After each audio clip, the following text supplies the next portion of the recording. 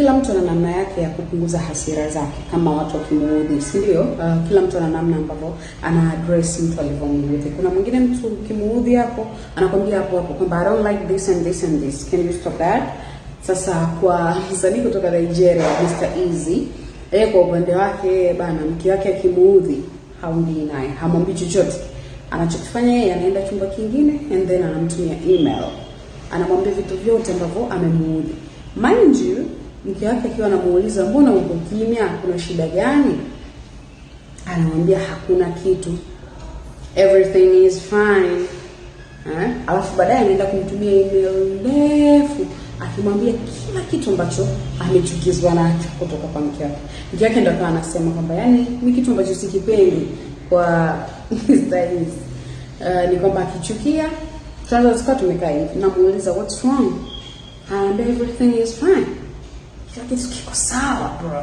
Like anatoka kwenye chumba tulichokuwa wote, anatoka anaenda kwenye chumba kingine, and then naangalia pita kwenye email yangu hivi, nakutana na email yake, bonge la email, ananiambia vitu ambavyo vimemchukiza. Sasa namwambia kwani huwezi kunipokea, you can't tell me like face to face what's wrong, like shida nini? So yeye ni mtu safi, hawezi kumface akamwambia kitu gani ambacho amemfanyia. Basi nimeona comments za watu mtandaoni wanasema wewe utamfokea mtoto wa tajiri. Mind you, hapa tunamzungumzia mtoto wa Otedola. Ndio tunayemzungumzia hapa.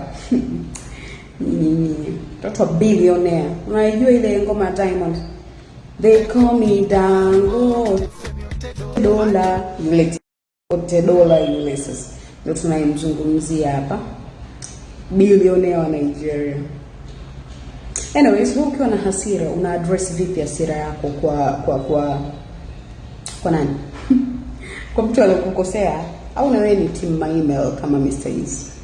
Mr. Easy ni tabia yake au familia aliyooa huko pia imemfanya abadilishe tabia? Maana huwezi kumfokea mtoto wa billionaire like unakumbuka Kenya yule kaka ambaye alioa mtoto wa Mike Sonko akawa anampiga. Mike alienda huko nyumbani kwake, wewe huwezi kanipigia mtoto wangu na kupa gari na kusaidia pesa, umpige tena binti yangu twende nyumbani.